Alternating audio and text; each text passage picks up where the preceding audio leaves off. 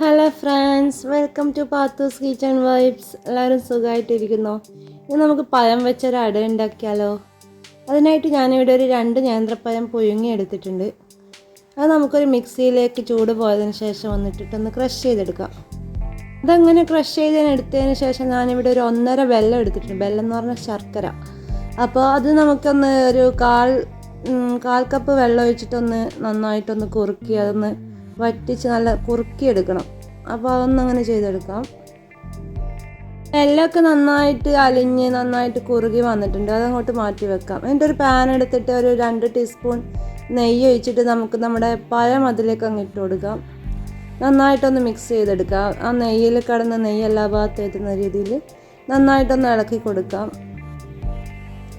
പഴമൊക്കെ നന്നായിട്ട് ഒട്ടിപ്പിടിച്ചൊരു ഒരൊറ്റ രീതിയിൽ അങ്ങനെ വരുന്നത് വരെ ഒന്ന് അങ്ങനെ ഇളക്കിക്കൊണ്ടേയിരിക്കാം.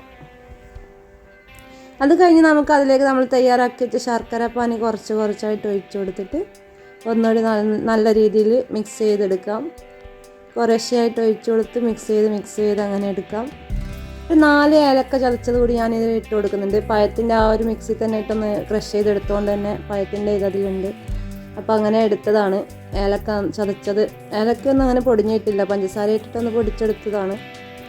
എനിക്കൊരു അബദ്ധം പറ്റിയിരിക്കുകയാണ് ഗൈസ്. ഞാൻ അരിപ്പൊടി ഇടുന്ന ക്ലിപ്സ് വീണ്ടും എൻ്റെ കയ്യിൽ നിന്ന് മിസ്സായി. ഒരു 1/4 കപ്പ് അരിപ്പൊടി കൂടി അതിലിട്ടിട്ട് നന്നായിട്ട് ഒന്ന് ഇളക്കി അതൊരു ഈ ഒരു പരുവത്തിലാകുന്നത് വരെ ഒന്ന് ഇളക്കിയെടുക്കണം കേട്ടോ. അരിപ്പൊടി ഇടുന്ന ക്ലിപ്പ് എൻ്റെ കയ്യിൽ നിന്ന് മിസ്സായിപ്പോയി.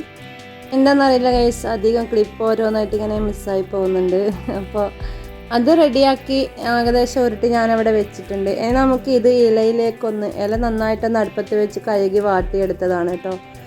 അപ്പം നമുക്ക് ഈ ഇലയൊന്ന് ഒരു ത്രികോണ ആകൃതിയിലൊന്ന് മടക്കിയിട്ട് അതിൻ്റെ ഉള്ളിലേക്ക് നമുക്ക് നമ്മുടെ ഈ ഒരു ഫില്ലിങ്സ് വെച്ച് കൊടുത്തിട്ട് ഒന്ന് പ്രസ് ചെയ്ത് കൊടുത്തിട്ട് നമുക്കതൊന്ന് മടക്കിയെടുക്കാം.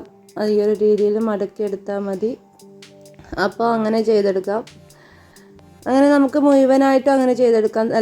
അല്ലെങ്കിൽ പിന്നെ പരത്തിയിട്ട് ഏത് രീതിയിൽ വേണേൽ അടയാക്കി എടുക്കാം കേട്ടോ. ഏത് രീതിയിൽ വേണേലും പുഴുങ്ങിയെടുക്കാം, അതൊന്നും വിഷയമല്ല.